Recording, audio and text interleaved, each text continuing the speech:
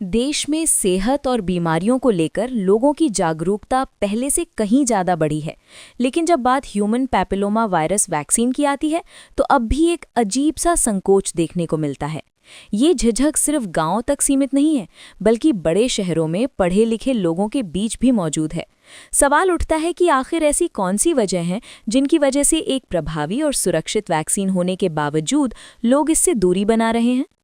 HPV vaccine दरअसल cervical cancer से बचाव का एक मजबूत हथियार है। भारत में महिलाओं के बीच ये कैंसर मौत का एक बड़ा कारण बना हुआ है। इसके बावजूद वैक्सीनेशन को लेकर लोगों के मन में डर और भ्रम बना रहना चिंता का विषय है। एचपीवी वैक्सीन को लेकर हिचकिचाहट की सबसे बड़ी वजह है अपर्याप्त जानकारी। आज भी बड़ी संख्या में लोग एचपीवी क्या है, ये कैसे फैलता है और इससे होने वाले खतरे क्या हैं, इन बातों से अनजान हैं। सोशल मीडिया पर फैलने वाली अफवाहें और आधी अधूरी जानकारी इस डर को और गहरा कर देती हैं। कई लोग ये मान लेते हैं कि वैक्सीन के साइड इफ़ेक्ट्स खतरनाक हो सकते हैं या इससे भविष्य में फर्टिलिटी पर असर पड़ सकता है, जबकि वैज्ञानिक शोध इन दावों को गलत साबित कर चुके हैं।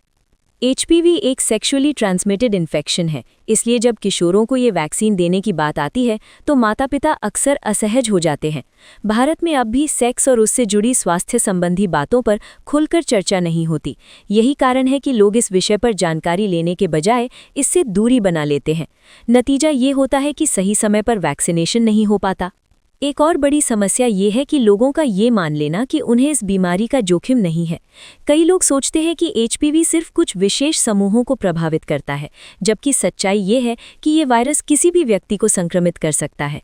इस गलतफहमी के चलते लोग इस वैक्सीन को ज़रूरी नहीं मानते। शहरी इलाकों में स्वास्थ्य सुविधाएं बेहतर ज़रूर हैं, लेकिन एचपीवी वैक्सीन की कीमत अब भी कई परिवारों के लिए एक बाधा है। सरकारी स्तर पर बड़े पैमाने पर मुफ्त या सस्ती उपलब्धता की कमी के कारण ये वैक्सीन आम लोगों तक नहीं पहुंच पाती। वहीं कई डॉक्टर भी समय की कमी या मरीज की प्रतिक्रिया के डर से इस वैक्सीन की सलाह देने से बचते हैं। एचपीवी वैक्सीन को लेकर कई तरह के मिथक फैले हुए हैं। कुछ लोग इसे नई वैक्सीन मानते हैं और इसके लंबे समय के प्रभावों को लेकर शंका जताते हैं, लेकिन हकीकत ये है कि ये वैक्सीन वर्षों से दुनिया भर में इस्तेमाल हो रही है और इसकी सुरक्षा को अंतर्राष्ट्रीय संस्थाएं जैसे WHO यानी विश्व स्वास्थ्य संगठन और CDC यानी centre for disease control and prevention प्रमाणित कर चुकी हैं। फर्टिलिटी को लेकर भी कई तरह की गलतफहमियां हैं। बड़े स्तर पर किए गए अध्ययनों में ये पाया गया है कि इस वैक्सीन का ओवेरियन फेलियर या बांझपन से कोई संबंध नहीं है। जिन लोगों ने वैक्सीन ली है और जिन्होंने नहीं, दोनों समूहों में स्वास्थ्य संबंधी जोखिम लगभग समान पाए गए हैं। विशेषज्ञों के अनुसार एचपीवी वैक्सीन कम उम्र में ज़्यादा प्रभावी होती है। 15 साल से पहले वैक्सीनेशन कराने पर शरीर में बेहतर इम्यून रिस्पॉन्स मिलता है और कम खुराकों में ही पर्याप्त सुरक्षा मिल जाती है।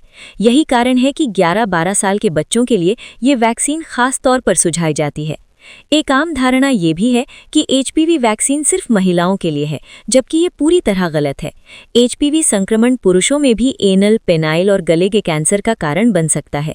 ऐसे में जेंडर न्यूट्रल वैक्सीनेशन यानी लड़के और लड़कियों दोनों को ये टीका लगाना ज़्यादा सुरक्षित और प्रभावी रणनीति मानी जाती है। एचपीवी वैक्सीन 9 से 45 वर्ष तक की उम्र के लोगों को दी जा सकती है। 11 से 12 साल के बच्चों को आमतौर पर 2 डोज दिए जाते हैं।